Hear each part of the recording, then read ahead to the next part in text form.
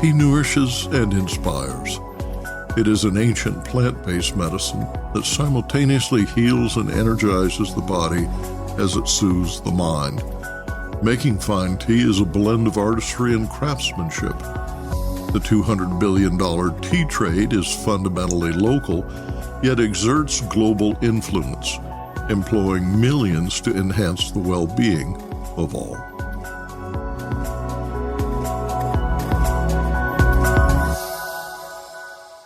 Hello, everyone. Here are this week's headlines. Kenya's annual tea bonus is bringing strife.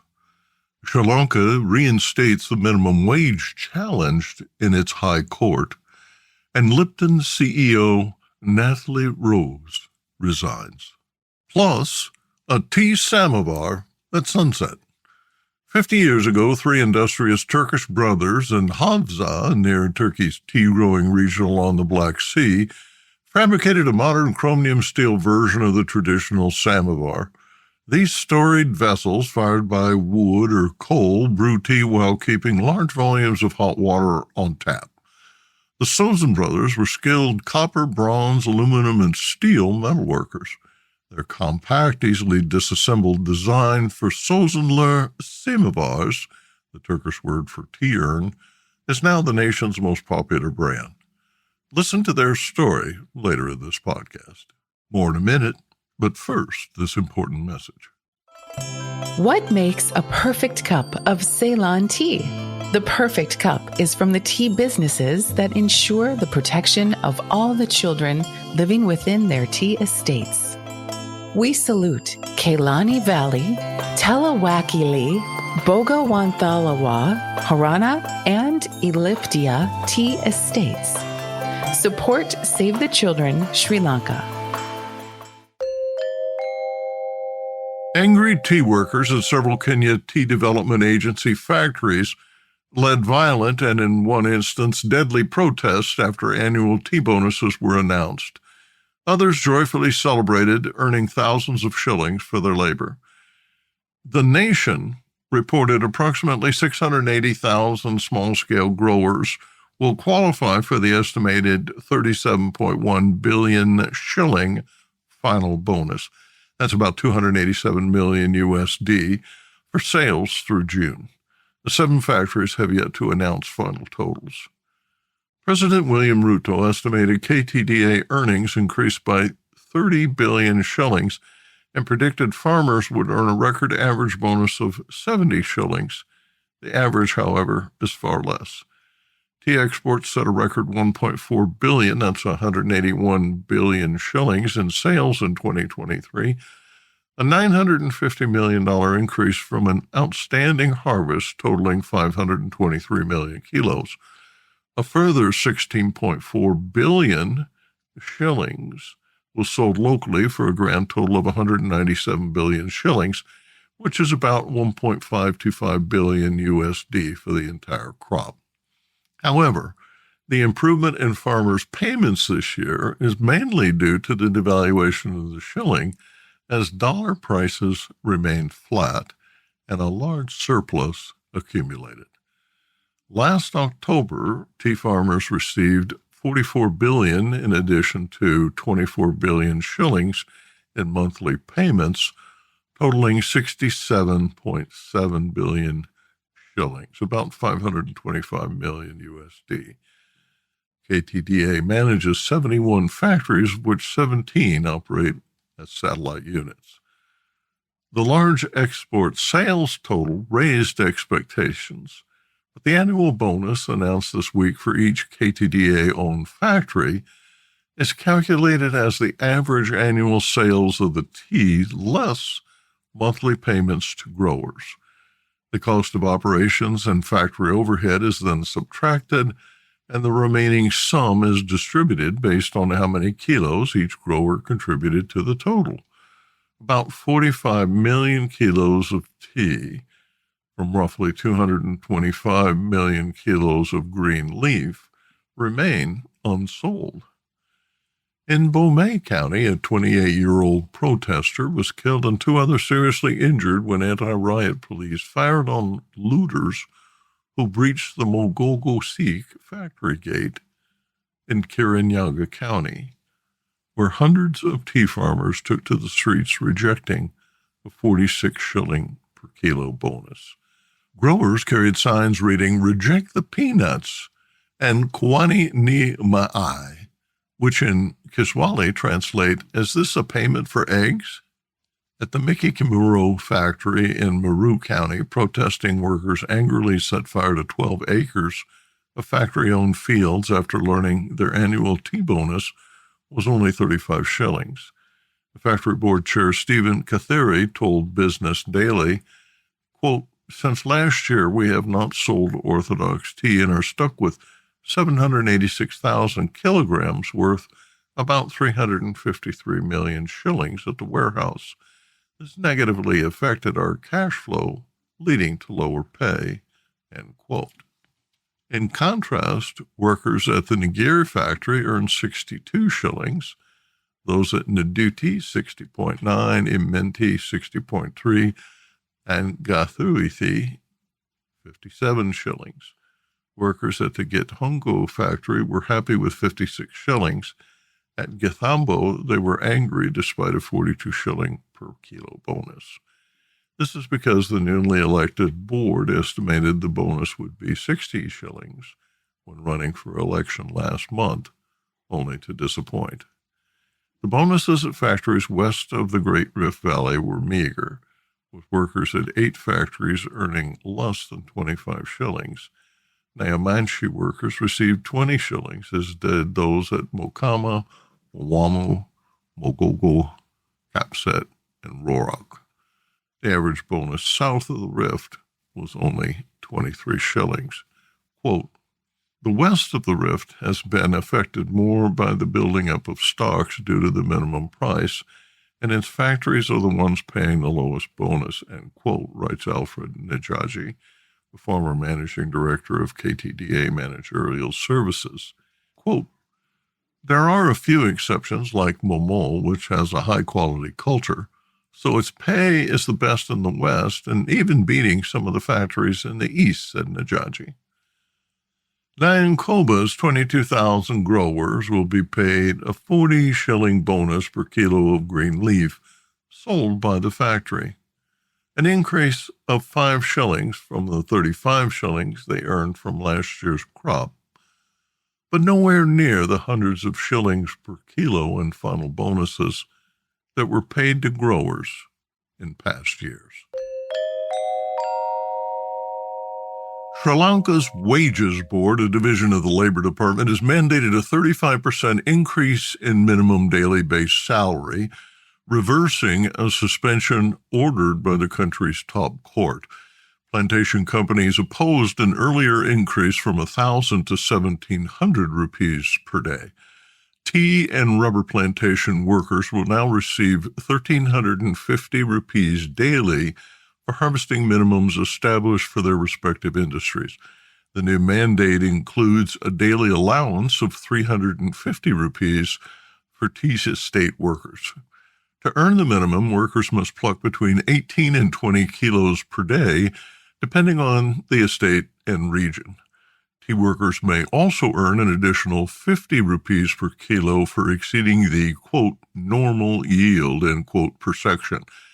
The yield per harvest round varies by section and field. Shaded fields, fields within a rain shadow, and fields with limited access to water yield less tea than the norms established over time.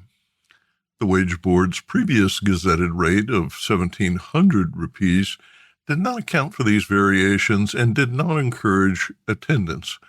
Planners argued that the higher minimum wage would lower the daily amount plucked. The Supreme Court agreed and suspended the implementation of the 70% rate increase, challenging the Wages Board to resolve the issue. In August, the Wages Board voted 14-3 to republish the Gazette to address the court's concerns. Workers were pleased that the allowance brought the total to 1,700 rupees from the 1,000 daily minimum mandated in 2021. The new rate was effective September 10th. The Daily News reported that MP Vadevel Suresh, General Secretary of the Lanka Reinstates Estate Workers Union, quote, expressed his gratitude to President Ramil Wimrasengi for extending the fullest support in achieving a minimum wage of 1,700 rupees.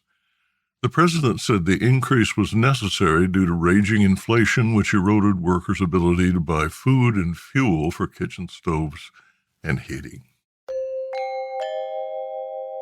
Lipton Teas and Infusions CEO Nathalie Roos resigned this week after 2 years leading the world's largest tea brand by value.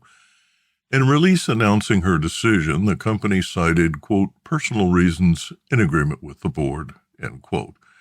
In a LinkedIn post, Roos said she had decided to turn a new page. She writes, it is with great emotion that I sincerely thank my leadership team and all the teams at Lipton Teas and Infusions worldwide for their unwavering commitment and trust. Together with the support of our shareholders, we embarked on an incredible journey to transform the tea industry with remarkable energy. Roos was named CEO in July 2022, shortly after Lipton was acquired by CVC Capital Partners. During her tenure, the company launched several brand extensions, culled SKUs, and discarded underperforming labels. The most significant strategic change was the sale of the company's tea holdings in Kenya, Rwanda, and Tanzania to Brown's Investments. Brown's holdings include a Sri Lanka-based plantation company that has expanded its local holdings from 49 tea gardens to become the largest black tea supplier in the world. Roos structured the deal as a partnership contingent on Brown's ability to improve quality and sustainability. Roos writes, quote, drawing inspiration from Gen Z as the compass for all our decisions allowed us to move faster and further. This new generation does not settle for vague promises. They expect immediate action driven by sincerity and the building of solid alliances, end quote. Thanks to this approach, we have created a legacy that will sustainably and positively impact the lives of 13 million people who depend on tea worldwide, she wrote. Lipton, founded in 1890 in the UK, is headquartered in Amsterdam. Its annual turnover is an estimated $1.9 billion from sales in more than 100 countries. The company's 36 tea brands include the well-known Yellow Label, Brook Bond, Red Label, PG Tips, Red Rose, Taozo, Laoji, Pukka Herbs, and T2 brands. The company employs 17,000 worldwide. Peter Lobby's executive chair will serve as interim CEO until a permanent replacement is named. And now, a word from our sponsor. Hello, I'm Bogdan, a passionate tea drinker and the inventor of the ultimate tea machine, the Brew Maker 1. Preparation is key to making fine tea. Sequential steepings deliver the best taste possible and unlock the true value of whole leaf teas and botanicals. Brew automates that process without using any pots or capsules. This simple-to-operate, smartphone-controlled device stores steeping profiles to consistently make great tea at the push of a button. Brew also reduces time, waste, and energy. That's because I engineered the brew to remember control settings for temperature, brewing time, and quantity. Using my patented process lets you stack steeps simply and conveniently. 50 years ago, 3 industrious Turkish brothers in Havza, near Turkey's tea-growing region along the Black Sea, fabricated a modern chromium steel version of the traditional Samovar. These storied vessels, fired by wood or coal, brew tea while keeping large volumes of hot water on tap. The Sözen brothers were skilled copper, bronze, aluminum, and steel metalworkers. Their compact, easily disassembled design for Sözenler Semavers, the Turkish word for tea-urn, is now the nation's most popular brand.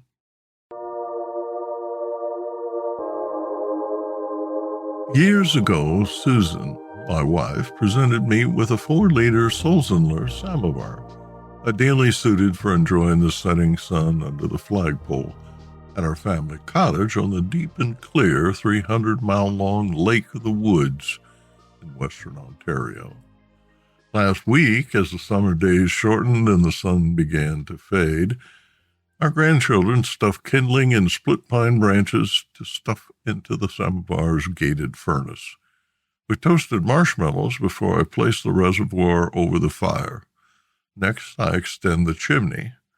The young boys stoke the furnace with hardwood hickory chips until red hot, and I scoop a fine Ceylon tea into a metal teapot that sits neatly in a flue amid a steady stream of steam from the boiling reservoir. Once the tea is brewed into a potent concentrate, we pour it into tin cups and add hot water, sugar, jam, honey, and cream. Unlike an English teapot, everyone can dilute the tea to their taste. Strong or light, creamy or clear, the tea tastes lovely as we sit back in our Adirondacks to bid farewell to the sun.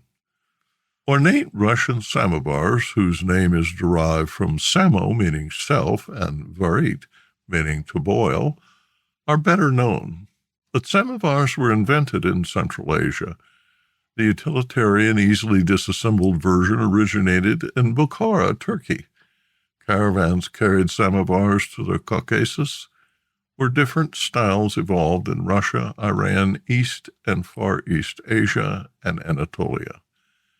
Turkish samovars are seen at weddings, family picnics, public ceremonies, and outdoor social gatherings in sizes up to 50 liters, with flues supporting 4 large teapots. Co-founder Azmi Sözen, writing on the company website, describes Sözenler Semavers as, quote, especially good for picnics, evening chats, hosting guests specific to Turks, village houses, weddings, associations, and coffee houses. Samovar tea is very famous, and it is drunk in places, mansions, hunting parties, and special ceremonies, he writes. The first documented Russian samovars appeared in the mid-18th century. By 1778, the craftsmen in Tula, located about 200 kilometers south of Moscow, were famous for producing heavy urns of ornate sterling silver. Symbols of Russian hospitality and domesticity appear in portraits as family heirlooms. Samovars of copper and bronze with a capacity of 5 to 15 liters appear in paintings at the foot of the table, spread with cakes, sugar tongs, and jam with young and old in conversation over tea. Persian samovars can be seen in chakhanas, tea houses in Tehran, Tabriz, and Isfahan. Quote, samovar is an indispensable pleasure of Islamic society during Ramadan and long winter nights, end quote, writes Azmi. Azem Adim and Azmi Sözen began making samovars in a small workshop in 1974 and have since expanded to a 6,000-square-meter factory with a public showroom and warehouse. Quote, our company, which accepts quality as a way of life, has established its power, discipline, and self-sacrificing and reliably trained masters and employees, end quote, according to the website. Market expansion did not occur spontaneously, writes Azmi, but growth continues worldwide. Our mission is to popularize the samovar culture inherited from our ancestors and to pass it on to future generations, he writes. Quote, tea is not just a drink of pleasure, but also a culture. Poems, folk songs, and odes were sung in samovar tea ceremonies, which gave people peace and preserved their place in memories. Our company, which set out with this understanding, is primarily aware that it is part of this culture and has increased its production every day to carry out the cultural and historical heritage to future generations over time.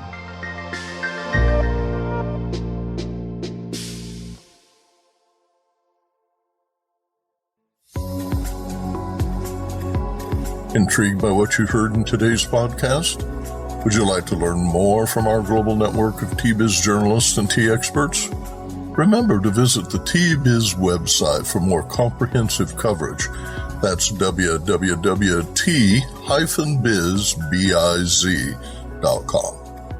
Thanks for listening. Farewell till next week.